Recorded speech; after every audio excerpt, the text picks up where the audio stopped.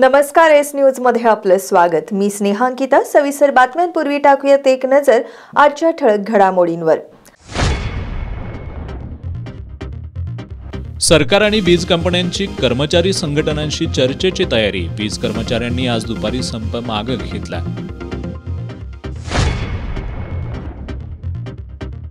Green day निमित्त वाहनांचा वापर टाळत कोल्हापूर जिल्ह्यातील अधिकारी कर्मचाऱ्यांनी दिला पर्यावरणपूरक जीवनशैलीचा संदेश।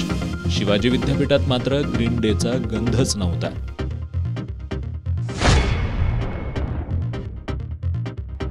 कोल्हापूर महानगरपालिकेसमोर आम आदमी पार्टीचं अनोखं धूळफेक आंदोलन करत आम आदमी पार्टीनं वेधलं शहरातील रस्त्यांच्या दुरवस्थेकडे लक्ष।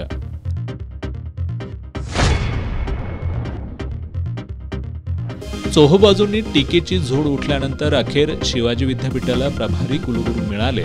सावित्रीबाई फुले पुणे विद्यापीठाचे कुलगुरू डॉक्टर सुरेश गोसावींकडे शिवाजी विद्यापीठाच्या कुलगुरू पदाचा अतिरिक्त कार्यभार। आणि विद्यार्थ्यांमधील मारहाणीच्या प्रकारामुळे आज दिवसभर चर्चेत राहिली तळसंदेतील शामराव पाटील निवासी शाळा।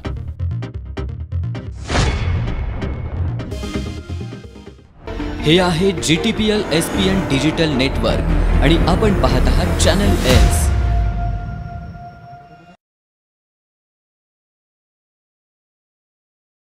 एस न्यूज मध्ये आपलं पुन्हा एकदा स्वागत। तीनही वीज कंपन्यांचं व्यवस्थापन आणि सरकारनं चर्चेची तयारी दर्शवल्यानं वीज कर्मचारी, अभियंते, अधिकारी संघटना संयुक्त कृती समितीनं आज दुपारी संप मागे घेतलाय। चर्चा करण्यासाठी कृती समिती, कंपनी व्यवस्थापन आणि सरकारमध्ये 14 आणि 15 ऑक्टोबरला बैठक होणार आहे। महावितरणमधील पुनर्रचना आदेशाची अंमलबजावणी थांबवावी तसंच अन्य मागण्यांसाठी महावितरणसह तिन्ही वीज कंपन्यांमधील कर्मचाऱ्यांनी 9 ऑक्टोबरपासून 72 तासांचा संप पुकारला होता। मात्र वीज कर्मचाऱ्यांच्या मागण्यांसंदर्भात राज्य सरकारनं अनुकूलता दर्शवल्यानं आज दुपारी हा संप मागे घेण्यात आलाय। कर्मचाऱ्यांच्या मागण्यांबाबत चर्चा करण्यासाठी 14 आणि 15 ऑक्टोबरला सरकार, कर्मचारी संघटना आणि वीज कंपन्यांचे प्रतिनिधी यांची बैठक होणार आहे। तिन्ही कंपन्यांमधील कर्मचाऱ्यांनी पुनर्रचना आदेशाची अंमलबजावणी तातडीनं थांबवण्यात यावी यासह खाजगीकरण करू नये आणि इतर मागण्यांसाठी हा संप पुकारला होता।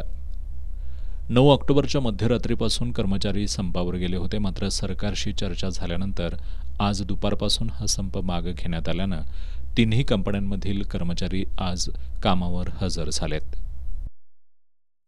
ग्रीन डे आणि अर्थ मिनिट उपक्रमाच्या निमित्तानं आज जिल्हाधिकारी त्याचबरोबर जिल्हा परिषदेतील सर्व अधिकारी आणि कर्मचाऱ्यांनी वाहनांचा वापर केला नाही।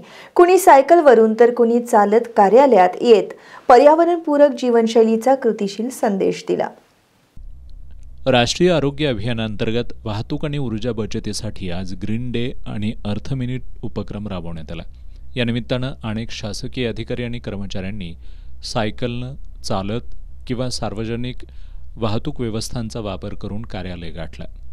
जिल्हाधिकारी अमोल येडगे आणि जिल्हा परिषदेचे मुख्य कार्यकारी अधिकारी कार्तिकेयन एस यांनी देखील आज त्यांच्या शासकीय वाहनांचा वापर टाळला। त्यांनी सकाळी 10 वाजता त्यांच्या शासकीय निवासस्थानापासून सायकलनं प्रवास करत कार्यालय गाठला। सायकलवरून येत असतानाच त्यांनी सर्वसामान्य नागरिकांशी संवाद साधला। दिवसभरातील शासकीय कामंही त्यांनी ई-व्हेइकलचा वापर करून केली। पर्यावरण रक्षणासाठी प्रत्येकानं योगदान देण्याचं आवाहन जिल्हाधिकारी अमोल येडगे आणि मुख्य कार्यकारी अधिकारी कार्तिकेयन एस यांनी ग्रीन डेच्या निमित्तानं केलंय। आज आपण सहभागी झाला नसेल तर आपण तसा एक दिवस निश्चित करून आपण सहभागी व्हावं। आत्ताच सायकलवरून येताना एक आजोबा मला भेटले की जे 76 वर्ष वयाचे आहेत आणि ते सायकलवरून येत होते। त्यांनी सांगितलं की एवढे वर्ष ते सायकलवरून प्रवास करतात, त्यामुळे एकही गोळी त्यांना लागलेली नाही। तर सायकलचा जास्तीत जास्त वापर करणं, वाहनांचा वापर कमी करणं हे पर्यावरणासाठी जसं चांगलं आहे तसं आपल्या आरोग्यासाठी सुद्धा चांगलं आहे। तर सर्वांनी ग्रीन डे या संकल्पनेमध्ये सर्व आस्थापनांनी सहभागी व्हावं। जिल्हा परिषदेचा सगळा कर्मचारी अधिकारी आज एक दिवस 5 किलोमीटरच्या आतमध्ये असेल तर चालत या सायकलद्वारे येणार आहेत आणि 5 किलोमीटरच्या बाहेर असेल तर EV व्हेइकल या व्हेइकल पूल करून तर जिल्हा परिषदला येणार आहे, मोठ्या संख्येने येणार आहेत. आम्ही पूर्ण ऑर्डर्स वगैरे काढलेली आहेत आणि आज एक दिवस विशेषतः लिफ्ट बंद करून आमच्याकडे 4 मजला आहे, 4ही मजल्याला चालत जाणार आहेत. आणि एक दिवस आज पूर्ण दिवस संपल्यानंतर उद्या सकाळी आज किती युनिट्स आम्ही कमी वापरलं तो आम्ही ऑडिटसुद्धा असा कलेक्टर सरांनी म्हटल्याप्रमाणे आम्ही करणार आहोत. एक नवीन सुरुवात आहे कोल्हापूरसाठी, कोल्हापूरच्या वातावरणासाठी एक नवीन सुरुवात आहेत आणि प्रत्येक वर्षी अशा पद्धतीने साजरा करणार आहोत. आणि या माध्यमातून मी सगळं कोल्हापूर रहिवासीला मी आवाहन करतो आहे की आज एक दिवस 8 पासून 8:10 पर्यंत तुमच्या घरामध्ये सुद्धा तुम्ही हा विषय साजरा करावे. दरम्यान जिल्हा परिषदेचे अतिरिक्त मुख्य कार्यकारी अधिकारी संतोष जोशी, जिल्हा परिषदेमधील मुख्य लेखा आणि वित्त अधिकारी अतुल आकुर्डे, जिल्हा आरोग्य अधिकारी अनिरुद्ध पिंपळे, जिल्हा परिषदेतील कृषी अधिकारी राजेंद्र माने यांच्यासह सर्वच विभाग प्रमुखांनी ग्रीन डेच्या पार्श्वभूमीवर वाहनांचा वापर केला नाही. यापैकी कुणी सायकलनं तर कुणी चालत प्रवास करत कार्यालयात आलं होतं. याशिवाय विजेची बचत करण्यासाठी कार्यालयातील सर्व लाईट्स बंद ठेवण्यात आल्या. या माध्यमातून पर्यावरणपूरक वाहतूक आणि ऊर्जा बचतीसाठीचा विशेष संदेश देण्यात आला.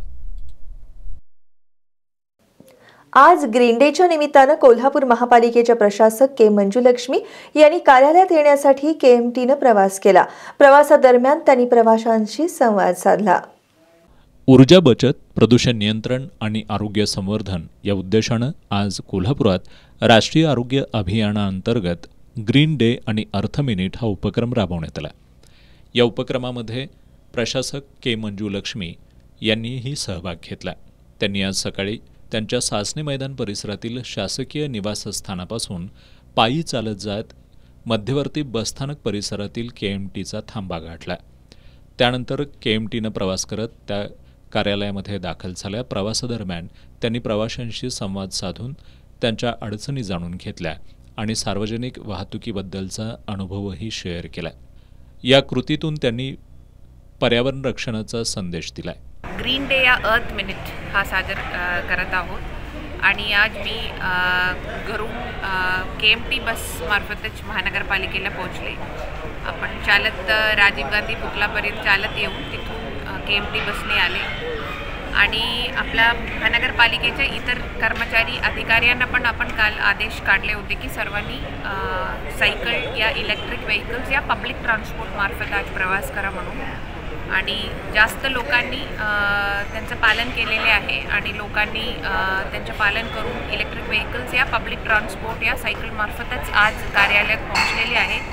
हा एक दिवस हा एक निमित्त होऊ दे की त्याच्याबद्दल आपण विचार करू, म्हणजे आपण आपला लाईफस्टाईल बदल करू, आपला आयुष्यातला जो आपला दिनचर्यामध्ये बदल आणून आपण किती पर्यावरणपूरक आपला जीवितशैली बदलू शकते ह्याच्याबद्दल आपण विचार करायला पाहिजे. आपल्या मुलांना पण त्यांचा आपण जाणीव करून द्यायला पाहिजे.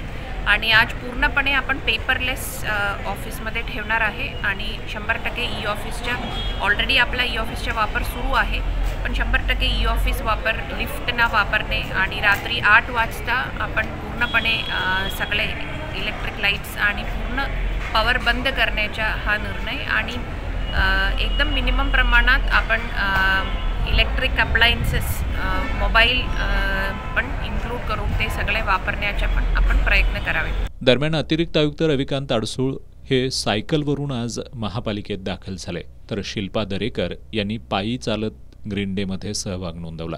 महापालिकेचे इतर अधिकारी कर्मचारी यांनी सुद्धा आज सार्वजनिक वाहतूक, इलेक्ट्रिक वाहनं, सायकल तसंच पायी चालणं असे विविध पर्यावरणपूरक पर्याय निवडले. या उपक्रमाद्वारे नागरिकांमध्ये पर्यावरणाची जाणीव निर्माण करण्याचा सकारात्मक प्रयत्न शासकीय यंत्रणांकडून करण्यात आला. कोल्हापूर शहरातील रस्त्यांच्या दुरावस्थेमुळे शहरभर धुळीचं प्रमाण वाढलंय. शहरातील रस्त्यांच्या या दुरावस्थेला निष्क्रिय महापालिका प्रशासन जबाबदार असल्याचा आरोप करत आम आदमी पार्टीनं आज महापालिकेसमोर खरमाती, खडी आणि धूळ फेकून धूळफेक आंदोलन केलं. शहरभर उखडलेले रस्ते, रस्त्यातले खड्डे आणि त्यामधून उडणारी धूळ हे आहे कोल्हापूर शहरातल्या रस्त्यांचं सध्याचं चित्र. खड्डेमय रस्त्यांमुळे उडणाऱ्या धुळीनं लोकांना आरोग्याचे अनेक त्रास सुरू झालेत. रस्त्यावरून उडणारी ही धूळ केवळ अस्वच्छतेचंच नव्हे तर निष्क्रिय प्रशासनाचं प्रतीक बनली आहे। महापालिका प्रशासनाच्या या निष्क्रियतेविरोधात आम आदमी पार्टीनं आज महापालिकेच्या प्रवेशद्वारासमोर खरमाती, खडी आणि माती फेकून अनोखं आंदोलन केलं। केंद्राच्या राष्ट्रीय स्वच्छ हवा कार्यक्रमातून गेल्या 2 वर्षांमध्ये 18 कोटी रुपये खर्च झालेत। एवढ्या मोठ्या प्रमाणात निधी खर्च करून सुद्धा शहरातील धुळीचा प्रश्न गंभीर होत चाललाय। चौकाचौकांमध्ये लावलेले मिस्ट टॉवर बंद आहेत। हवेतील धुलीकण कमी करण्यासाठी महापालिकेनं घेतलेले मिस्ट स्प्रेइंग मशीन नेमके कुठे वापरले जात आहेत याचं उत्तर अधिकारी देतील का, असा प्रश्न आपचे प्रदेश संघटन सचिव संदीप देसाई यांनी उपस्थित केलाय। महानगरपालिकेनं आतापर्यंत 2 वर्षामध्ये 2 कोटी रुपये खर्च केलेले आहे। 2 कोटी रुपये म्हणजे एका महिन्याला 10 लाख रुपये, 10 लाख रुपये खर्च केलेले आम्हाला कुणालाही दिसलेले नाहीत। मिस्टरचे टॉवर असतील किंवा स्प्रिंकलर पद्धत असेल, जागोजागी लावले, जागोजागी बंद झाले। अशा पद्धतीचे 2 कोटीचा अपार झाला म्हणलं तरी काय हरकत नाही। या सगळ्या गोष्टी महानगरपालिकेच्या डोळ्यासमोर आणून द्यायच्या म्हणून कोल्हापूरकरांच्या वतीनं, आम आदमी पार्टीच्या वतीनं आज आम्ही हे ज्याला आपण धूळफेक आंदोलन म्हणू शकतोय, प्रतिकात्मक धूळफेक आंदोलन आम्ही महानगरपालिकेच्या दारामध्ये केलेलं आहे। आशा आहे की महानगरपालिकेचे अधिकारी याच्यातनं सुधारतील, लोकप्रतिनिधी त्यांना व्यवस्थित जाब विचारतील, अरेरावी न करता, टक्केवारी न घेता येणाऱ्या काळामध्ये खड्डे बंद करायचं, खड्डे दुरुस्त करायचं काम मोठ्या प्रमाणात चांगल्या पद्धतीनं सुरू होईल।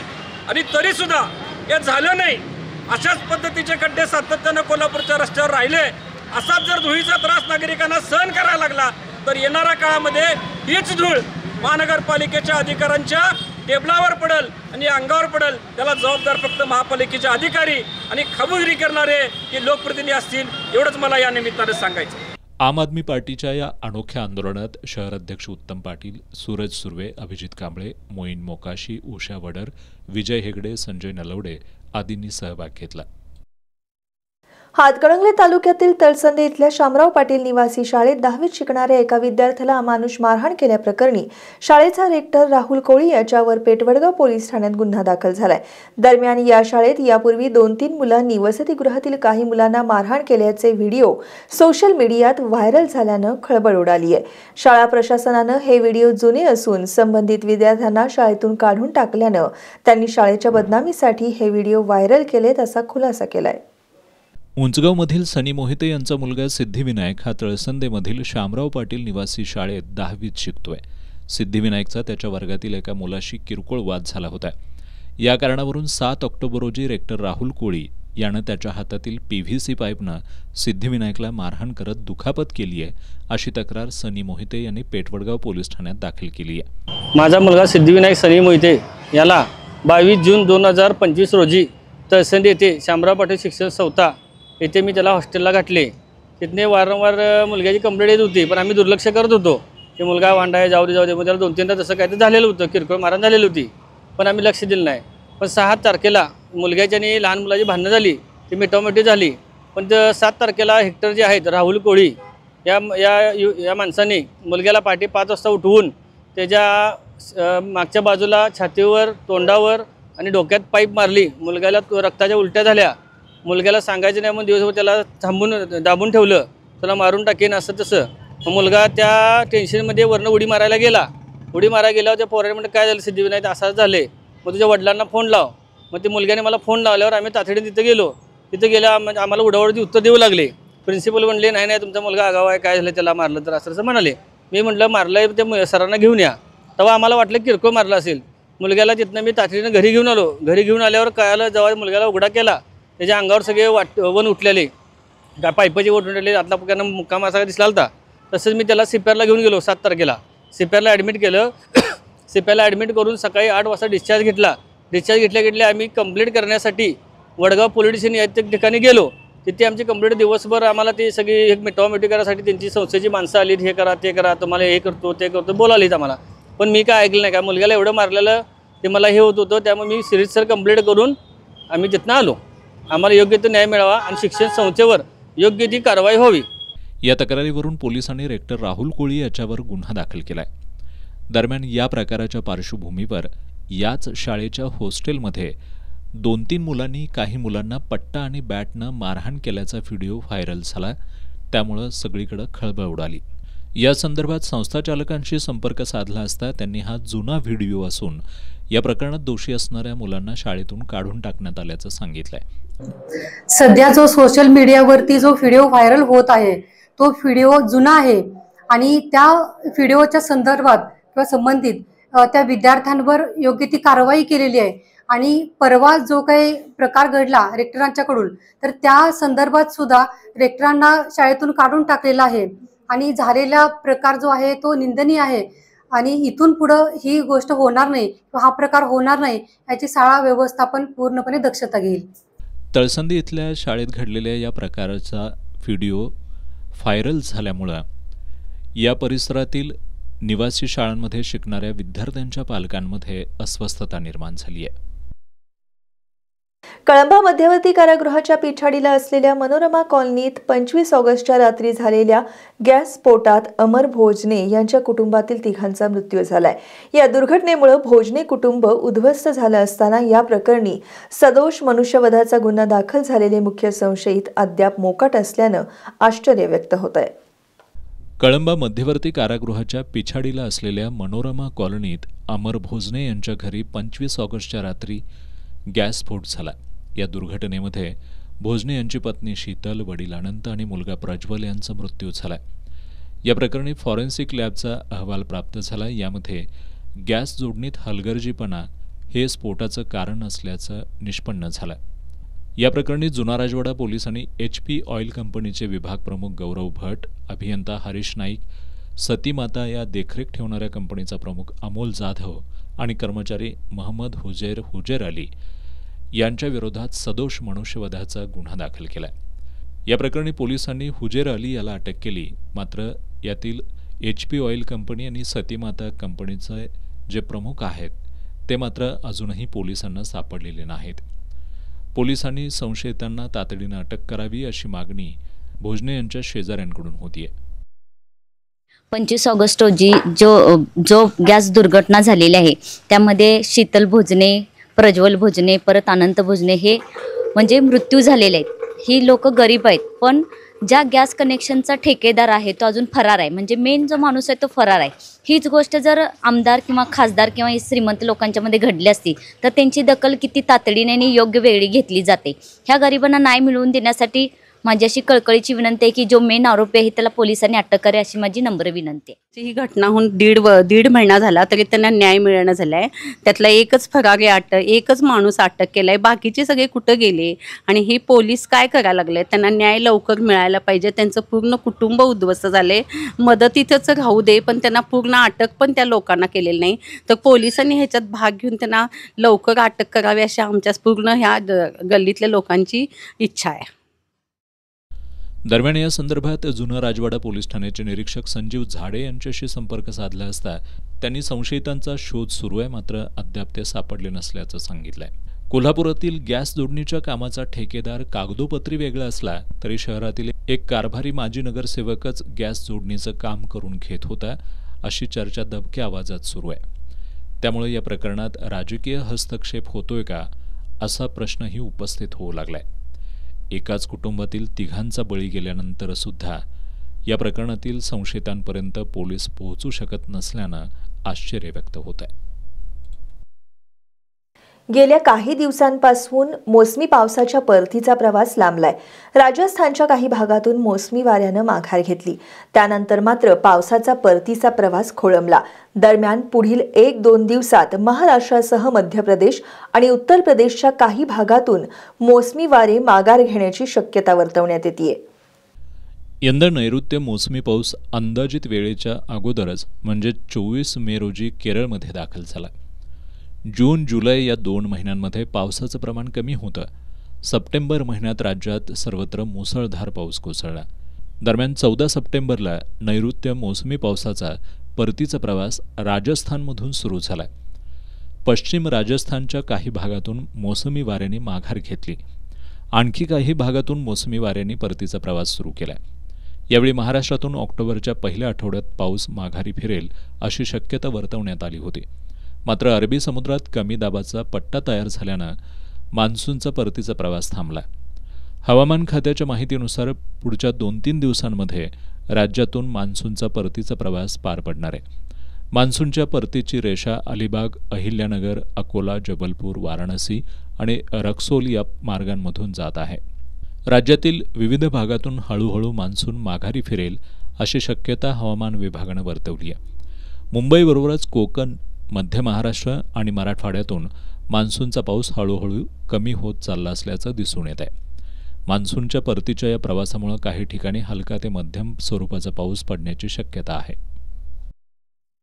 म्होरक्या नसला की एखाद्या संस्थेच्या कारभाराची घडी कशी विस्कटते याचा प्रत्यय सध्या शिवाजी विद्यापीठाच्या कारभाराकडे बघितल्यावर येते. आज कोल्हापूर जिल्ह्यात सर्वत्र ग्रीन डे उपक्रमातून पर्यावरणपूरक जीवनशैलीचा आग्रह धरला जात असताना समाजाला शहाणपण देणाऱ्या विद्यापीठ सारख्या संस्थेत आज ग्रीन डेचा गंधच नसल्याचं निराशाजनक चित्र दिसलं. ग्रीन डे उपक्रमाला ठेंगा दाखवत विद्यापीठातील बहुतांश अधिकारी कर्मचारी त्यांच्या वाहनांमधूनच विद्यापीठात आले.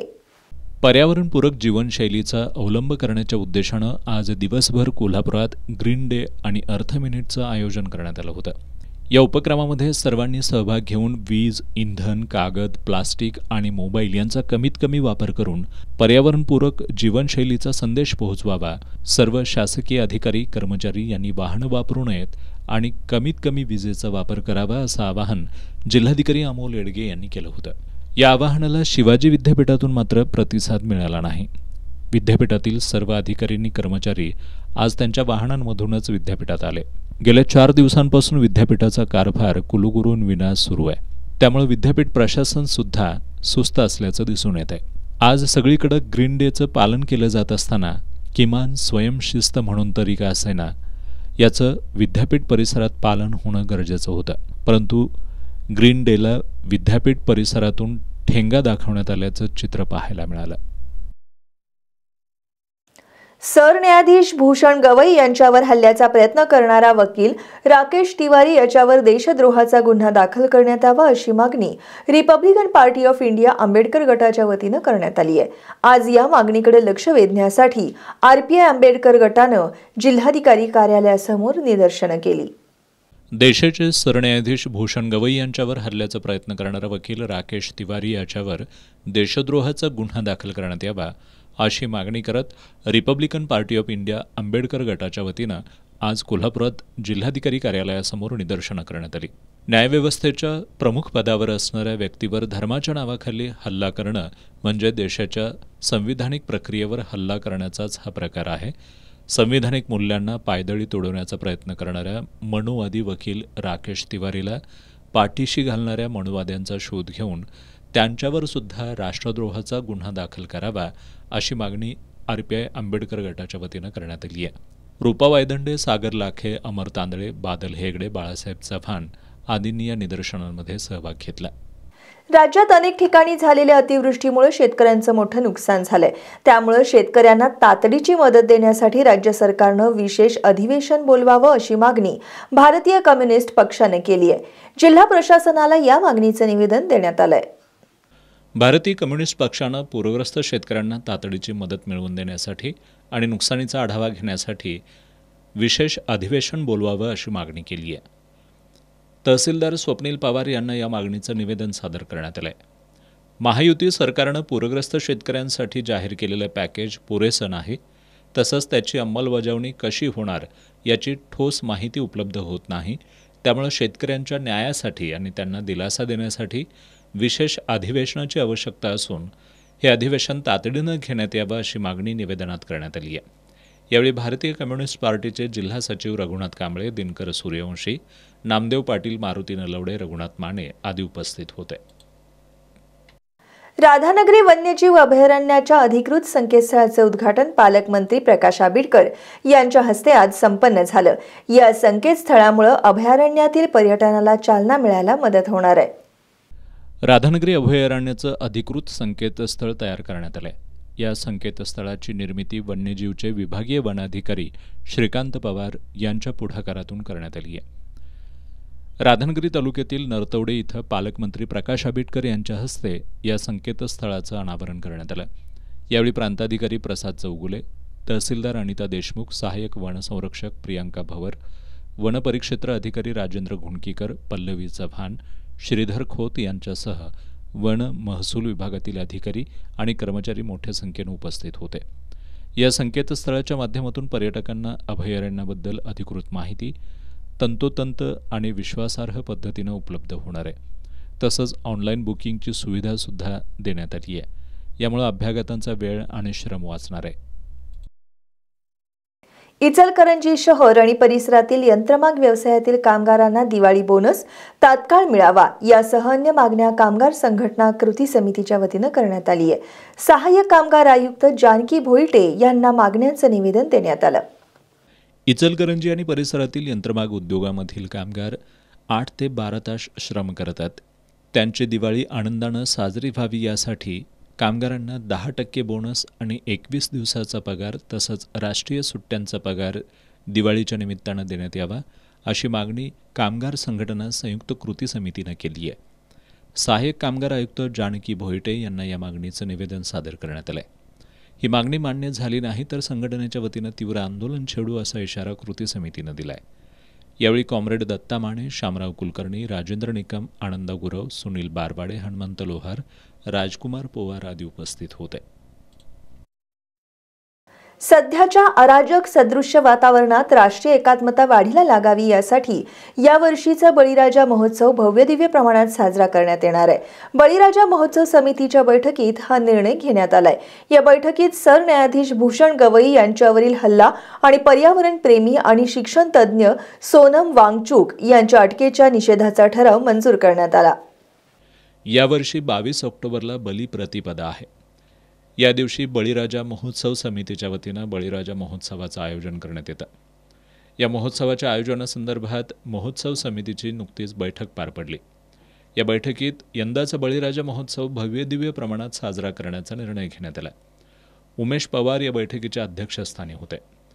बैठकीच्या सुरुवातीला सचिव दिगंबर लोहार यांनी या बैठकीसंदर्भात माहिती देत बळीराजा महोत्सवाच्या आयोजनाचा आढावा घेतला. यावेळी बोलताना उमेश पवार यांनी मागील 19 वर्ष लोकराजा राजर्षी शाहू महाराजांच्या समता नगरीत बळीराजा महोत्सव हा समतावादी पूर्वजांचा आणि समतावादी संस्कृतीचा उत्सव म्हणून साजरा करण्यात येत असल्याचं सांगितलं. छत्रपती शिवराय, राजमाता जिजाऊ, महात्मा ज्योतिराव फुले, सावित्रीबाई फुले, पुण्यश्लोक अहिल्याबाई होळकर, लोकराजा छत्रपती शाहू महाराज, डॉक्टर बाबासाहेब आंबेडकर, राष्ट्रसंत तुकडोजी महाराज, संत गाडगे महाराज, कर्मवीर भाऊराव पाटील यासारख्या विज्ञानवादी आणि समतावादी विचारांचा जागर करण्याची गरज लक्षात घेऊन आणि सध्याच्या अराजक सदृश्य वातावरणात राष्ट्रीय एकात्मता वाढीला लागावी यासाठी यावर्षीचा बळीराजा महोत्सव भव्यदिव्य प्रमाणात साजरा करूया असं आवाहन पवार यांनी केलं. उपस्थित सर्वांनी त्याला अनुमती दिली.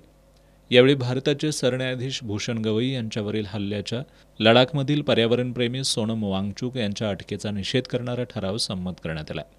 यावेळी प्राचार्य डॉक्टर TS पाटील, दलित मित्र व्यंकप्पा भोसले, भाई बाबूराव कदम, संभाजी जगदाळे, बाबाराजे महाडिक, किरण गवळी, महेश जाधव, तेजस्विनी देसाई, सचिन घोरपडे, रामकृष्ण तांदळे, आनंदराव चौगुले, डॉक्टर माधुरी चौगुले, सर्जेराव चव्हाण, ॲडव्होकेट अभिषेक मिठारी आदी उपस्थित होते. सरन्यायाधीश भूषण गवई यांच्यावरील हल्ल्याच्या निषेधार्थ कागल तालुका मागासवर्गीय संघटनेनं बसस्थानक परिसरात निदर्शनं केली. संघटनेच्या वतीनं तहसीलदार अमरदीप वाकडे यांना निवेदन सादर करत हल्लेखोर वकिलावर कडक कारवाई करण्याची मागणी करण्यात आली आहे. सर्वोच्च न्यायालयामध्ये सुनावणी सुरू असताना राकेश तिवारी या माथे फिरू वकिलानं सरन्यायाधीश भूषण गवई यांच्यावर हल्ला करण्याचा प्रयत्न केला. या घटनेनंतर देशभरातून संतप्त प्रतिक्रिया उमटत आहेत. आज कागल तालुका मागासवर्गीय संघटनेच्या वतीनं कागलमधल्या बसस्थानक चौकात छत्रपती शिवाजी महाराजांच्या पुतळ्यासमोर जोरदार निदर्शनं करत या घटनेचा निषेध करण्यात आला. संविधानाचा आणि न्यायव्यवस्थेचा अवमान करणाऱ्या राकेश तिवारीवर कडक कारवाई करावी अशी मागणी यावेळी करण्यात आली. तहसीलदार अमरदीप वाकडे यांना या मागणीचं निवेदन सादर करण्यात आलं. यावेळी प्रकाश गाडेकर, चंद्रकांत गवळी, अजित कांबळे, बळवंत माने, सागर शिंदे, राज कांबळे यांच्यासह कार्यकर्ते मोठ्या संख्येने उपस्थित होते. सरन्यायाधीश भूषण गवई यांच्यावर हल्ल्याचा प्रयत्न करणाऱ्या राकेश तिवारी या वकिलावर देशद्रोहाचा गुन्हा दाखल करावा अशी मागणी भीमशक्ती सामाजिक संघटनेने केली आहे। इचलकरंजी प्रांत कार्यालयाला या मागणीचे निवेदन सादर करण्यात आले आहे। सर्वोच्च न्यायालयाचे सरन्यायाधीश भूषण गवई यांच्यावर न्यायालयातच राकेश किशोर तिवारी यानं हल्ल्याचा प्रयत्न केला। याच्या निषेधार्थ देशभरातून संताप व्यक्त होतोय।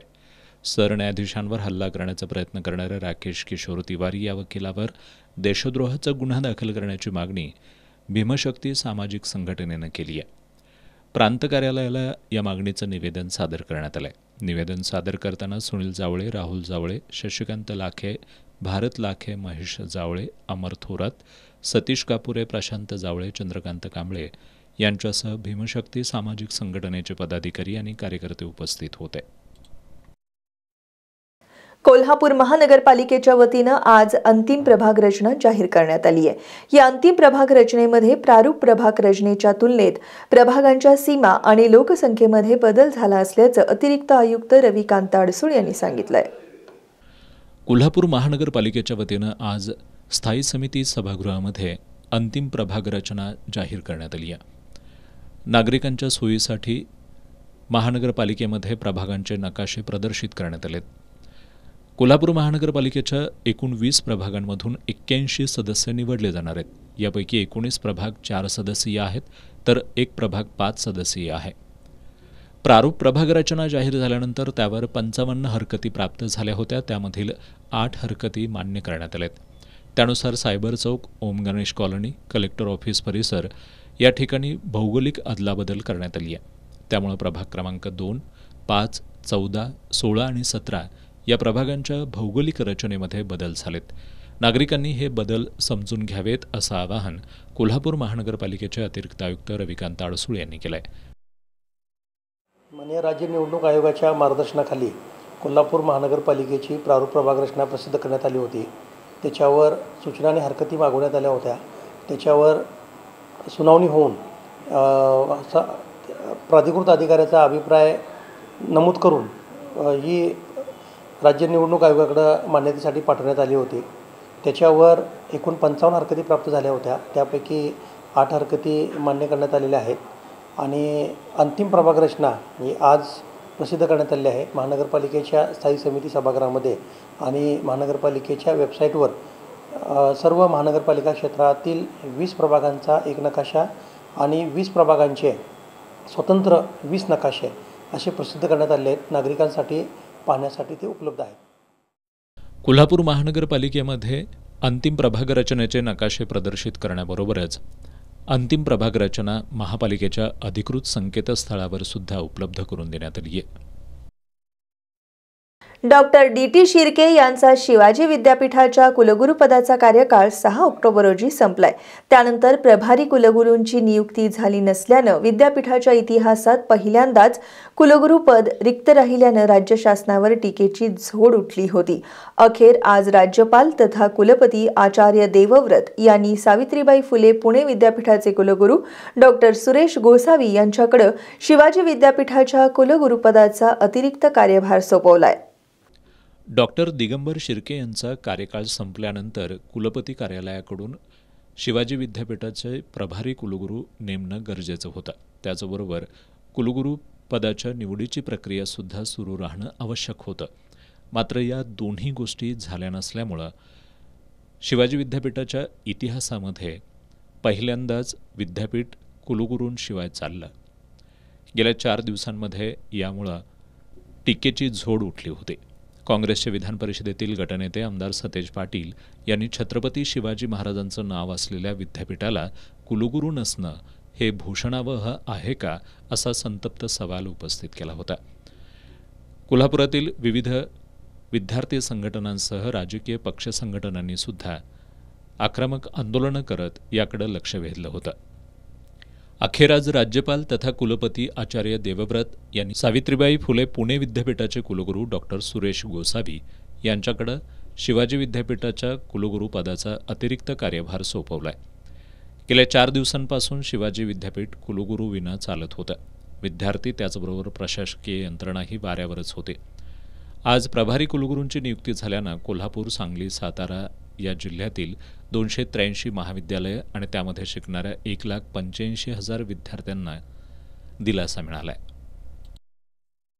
गुंतवणूकदारांची फसवणूक केल्याप्रकरणी शुभ ट्रेडिंगचा संचालक अभिजित सावंत सध्या जामिनावर आहे. गुंतवणूकदारांना मात्र त्यांची रक्कम परत देण्यासंदर्भात त्याच्याकडून तसंच तपास यंत्रणांकडून कोणत्याही हालचाली होताना दिसत नसल्यानं गुंतवणूकदारांमध्ये अस्वस्थता आहे. आज कोल्हापुरात एकत्र येत गुंतवणूकदारांनी अभिजित सावंतच्या मालमत्ता जप्त करून गुंतवणूकदारांचे पैसे परत करण्यात यावेत अशी मागणी केली आहे. अभिजित सावंत यांना कोल्हापुरातील कावळानाका परिसरात शुभ ट्रेडिंग या नावानं कंपनी सुरू केली होती.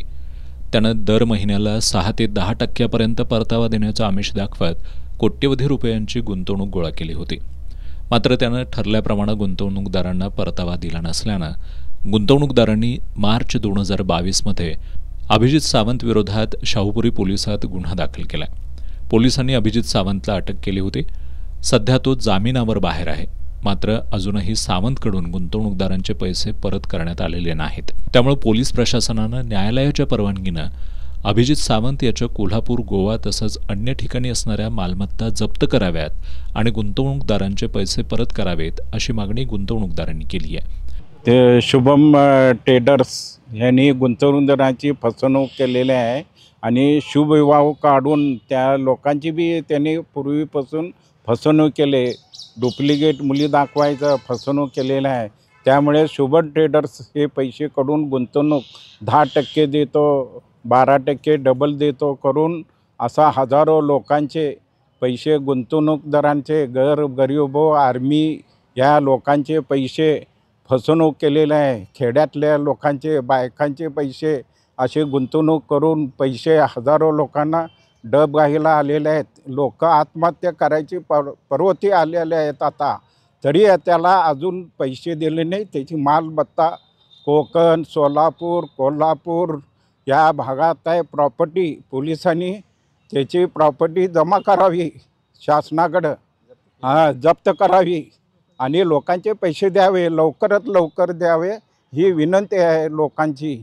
अभिजित तोंडीबा सावंत याची शुभ ट्रेडिंग कंपनी असताना त्यामध्ये अर्चना माधव स्वामी व शीतल अभिजित सावंत यांच्या नावावर कंपनीची त्यांनी लायसन काढून शुभविवाह कंपनी सोडून त्यांनी शुभ ट्रेडिंग कंपनी चालू केली व सर्व इन्व्हेस्टर लोकांचे पैसे त्यांनी ट्रेडिंगला लावून 1 लाखाला 6% पेआउट देता असं कबूल करून बरेच लोकांचे पैसे गोळा केले व कोर्टात आम्ही सर्वांनी केस घातलेली असताना कोर्टातून त्याला जामीन मिळाला. तरी त्याची प्रॉपर्टीची अजून सील कोणती झालेली नाही व तो बाहेर येऊन आमच्या इन्व्हेस्टर लोकांचे अजून त्यांना पैसे कोणतेही दिलेले नाही आहेत. दरम्यान आज शुभ ट्रेडिंग कंपनीतील फसवणूक झालेले अनेक गुंतवणूकदार टाउन हॉल परिसरात एकत्र आले होते. यावेळी त्यांनी सावंत विरोधात पुन्हा पोलिसात फसवणुकीची दुसरी तक्रार देणार असल्याचंही सांगितलंय. पन्हाळ तालुक्यातील वारणानगरमधील केकरे खोरी नावाच्या परिसरात घरफोडी झाली आहे.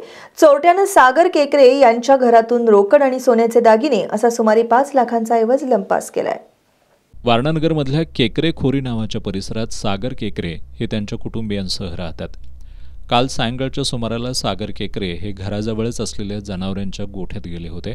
त्यांच्या घरातील इतर सदस्यसुद्धा बाहेर असल्यामुळं त्यांनी कुलूप लावून चावी तिथंच एका खेळ्याला अडकवली होती. चोरट्यानं याची संधी साधत ती चावी घेऊन केकरे यांच्या घराचं कुलूप उघडलं. घरात प्रवेश करून घरातील तिजोरीमधील 16,000 रुपयांची रोकड आणि सोन्याचे दागिने असा सुमारे 5 लाख रुपयांचा ऐवज लंपास केला. या कॉलनीमध्ये सायंकाळी 6:30 वाजण्याच्या सुमाराला लोकांची वर्दळ चालू असताना देखील अवघ्या 15 ते 20 मिनिटात चोरट्यांना हातसफाई केल्यानं आश्चर्य व्यक्त होत आहे. कुणीतरी पाळत ठेवून हा चोरीचा प्रकार केला असावा असा संशय व्यक्त करण्यात येतोय. कोडोली पोलीस ठाण्यात या चोरीची नोंद झाली आहे. शाहूवाडीचे DYSP अप्पासाहेब पवार, कोडोलीचे सहाय्यक पोलीस निरीक्षक कैलास कोडक यांनी घटनास्थळी भेट देऊन पाहणी केली आहे. कोल्हापुरातील धम्म निनाद फाउंडेशनच्या वतीनं 5वी वर्षावास धम्म परिषद 2025 या कार्यक्रमाचं आयोजन करण्यात आलंय. रविवारी 12 ऑक्टोबर रोजी सकाळी 9 ते 5 या वेळेत फुलेवाडीतील वसंत हरी मल्टीपर्पज हॉलमध्ये ही परिषद होणार असल्याचं आयोजकांनी सांगितलंय. डॉक्टर बाबासाहेब आंबेडकरांनी 14 ऑक्टोबर 1965 या दिवशी लाखो अनुयायांसह बौद्ध धर्माचा स्वीकार केला. बौद्ध धर्माचा प्रचार आणि प्रसार करण्यासाठी त्यांनी लिहिलेल्या बुद्ध आणि त्यांचा धम्म या महाग्रंथ वाचनाची सांगता करण्यासाठी कोल्हापुरातल्या धम्मनिनाद फाउंडेशनच्या वतीनं 5वी वर्षावास धम्म परिषद या प्रबोधनात्मक कार्यक्रमाचं आयोजन करण्यात आलं. ही धम्म परिषद एकूण 3 सत्रांमध्ये पार पडणार असल्याचं आयोजक विजय कुशाण यांनी पत्रकार बैठकीत सांगितलं. पहिल्या सत्रात चंद्रकांत सूर्यवंशी यांच्या हस्ते या धम्म परिषदेचं उद्घाटन होणार आहे. दुसऱ्या सत्रात ज्येष्ठ अर्थतज्ञ प्राध्यापक डॉक्टर PS कांबळे हे उपस्थितांना संबोधित करणार असून त्यानंतर अतुल भोसेकर हे सम्राट अशोक आणि डॉक्टर बाबासाहेब आंबेडकर धम्मक्रांतीचा वारसा या विषयावर मार्गदर्शन करणार आहेत. तिसऱ्या सत्रात आंबेडकरी चळवळीसाठी योगदान देणाऱ्या मान्यवरांना सन्मानित करण्यात येणार आहे. त्यानंतर अमित मेधावी यांचं बौद्ध धम्मातील समता आणि भंते डॉक्टर यश कश्यपायन यांचं आपण तथागत बुद्धाकडं का जायचं या विषयांवर प्रबोधनात्मक संबोधन होणार आहे. पत्रकार बैठकीला बाजीराव कांबळे, चंद्रकांत सूर्यवंशी, PS कांबळे, विलास कांबळे, संजय कुर्डूकर, विद्याधर काळे यांच्यासह धम्मनिनाद फाउंडेशनचे सदस्य उपस्थित होते. DB पाटील व्याख्यानमाला, सांस्कृतिक कार्यक्रम समिती आणि न्यू कॉलेज यांच्या संयुक्त विद्यमानं 14 ऑक्टोबरला कोल्हापुरात ज्येष्ठ शिक्षण तज्ज्ञ स्वर्गीय DB पाटील राज्यस्तरीय महाविद्यालयीन मराठी वक्तृत्व स्पर्धा आयोजित करण्यात आली आहे. न्यू कॉलेजचे प्राचार्य डॉक्टर BM पाटील यांनी ही माहिती दिली आहे. महाराष्ट्रातील नामवंत शिक्षणतज्ज्ञ स्वर्गीय DB पाटील यांच्या स्मरणार्थ राज्यस्तरीय महाविद्यालयीन वक्तृत्व स्पर्धा 14 ऑक्टोबरला आयोजित करण्यात आली आहे. DB पाटील व्याख्यानमाला, सांस्कृतिक कार्यक्रम समिती आणि न्यू कॉलेज यांच्या संयुक्त विद्यमानं ही स्पर्धा होणार आहे. संयोजन समितीचे अध्यक्ष प्राचार्य डॉक्टर BM पाटील यांनी ही माहिती दिली. या स्पर्धेसाठी ज्येष्ठ शिक्षणतज्ज्ञ DB पाटील यांचं शैक्षणिक आणि सामाजिक योगदान, अमेरिकेचे राष्ट्राध्यक्ष डोनाल्ड ट्रम्प यांच्या धोरणाचे भारत आणि अमेरिका संबंधांवर होणारे परिणाम, कृत्रिम बुद्धिमत्ता, संधी आणि आव्हानं, आरक्षण सामाजिक न्यायाचं साधन की राजकारण, संविधानाचा अमृत महोत्सव, सिंहावलोकन आणि भौतिक सुखांचा ध्यास आणि पर्यावरणाचा ऱ्हास हे 6 विषय निश्चित करण्यात आलेत. ही स्पर्धा वरिष्ठ महाविद्यालयीन विद्यार्थी आणि पदवीधर विद्यार्थ्यांसाठी मर्यादित आहे. कनिष्ठ स्तरावरील विद्यार्थी स्पर्धेत सहभागी होऊ शकणार नाहीत असं प्राचार्य डॉक्टर BM पाटील यांनी स्पष्ट केलं आहे. स्पर्धेच्या अधिक माहितीसाठी समन्वयक डॉक्टर कविता गगराणी यांच्याशी 97 64 46 99 08 आणि अविनाश पाटील यांच्याशी 96 89 64 62 48 या क्रमांकांवर संपर्क साधावा असं आवाहन संयोजकांच्या वतीनं करण्यात आलं आहे. पत्रकार बैठकीला प्राध्यापक Vinay Patil, doctor KG Patil, doctor Kavita Gagrani, Avinash Patil यांच्यासह संयोजन समितीचे सदस्य उपस्थित होते. समाजाच्या आर्थिक विकासासाठी कौशल्य आधारित शिक्षण गरजेचं आहे असं प्रतिपादन औद्योगिक प्रशिक्षण संस्थेचे व्यवस्थापन समिती सदस्य दीपक शिरगावकर यांनी केलं. राधानगरी इथं ते बोलत होते. राधानगरीतील परमवीर चक्र विजेते रामा राघोबा राणे शासकीय औद्योगिक प्रशिक्षण संस्थेत नवयुगीन अल्पकालीन व्यवसाय अभ्यासक्रम शुभारंभ मान्यवरांच्या उपस्थितीत करण्यात आला. कौशल महाराष्ट्र कुशल महाराष्ट्र अभियानांतर्गत राधानगरी ITIमध्ये 3 महिने 6 महिने कालावधीचे कौशल्य आधारित अभ्यासक्रम सुरू करण्यात आले. यावेळी औद्योगिक प्रशिक्षण संस्थेचे व्यवस्थापन समिती सदस्य दीपक शिरगावकर यांनी समाज विकासासाठी कौशल्य आधारित शिक्षणाचं महत्त्व स्पष्ट करत तरुणांनी स्वतःच्या आर्थिक प्रगतीसाठी कौशल्य आत्मसात करावीत असं आवाहन केलं.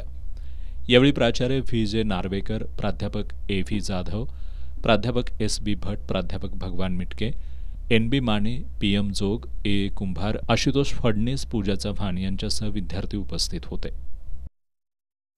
प्रेम प्रकरणातून विषारी औषध प्राशन केलेल्या करवीर तालुक्यातील हिरवडे खालसा इथल्या प्रीतम कांबळे या तरुणाचा आज उपचारादरम्यान मृत्यू झाला. प्रीतमचं गावातल्याच एका मुलीशी प्रेमसंबंध होते. मुलीच्या घरातून याला विरोध झाल्यानं त्यानं 8 दिवसांपूर्वी विषारी औषध प्राशन केलं होतं. दरम्यान प्रीतमला आत्महत्येसाठी प्रवृत्त केल्याप्रकरणी त्याची आई राणी कांबळे यांनी कृष्णात पाटील, सविता पाटील, धनाजी पाटील यांच्या विरोधात करवीर पोलिसात फिर्याद दिली असून पोलिसांनी तिघांना अटक केली आहे. शेवटी पुन्हा एक नजर आजच्या ठळक घडामोडींवर। सरकार आणि वीज कंपन्यांची कर्मचारी संघटनांशी चर्चेची तयारी। वीज कर्मचाऱ्यांनी आज दुपारी संप मागे घेतला।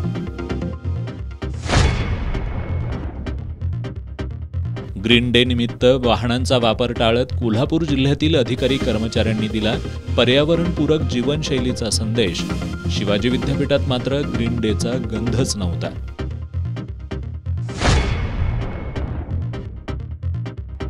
कोल्हापूर महानगरपालिकेसमोर आम आदमी पार्टीचं अनोखं धूळफेक आंदोलन करत आम आदमी पार्टीनं वेधलं शहरातील रस्त्यांच्या दुरवस्थेकडे लक्ष।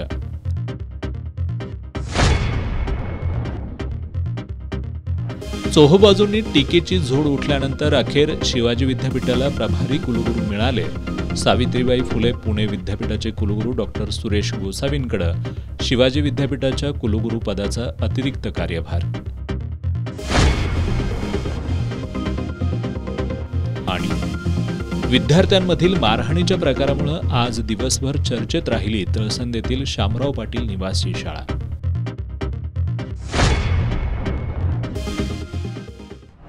आणि याबरोबरच आजचं बातमीपत्र संपलं। नमस्कार।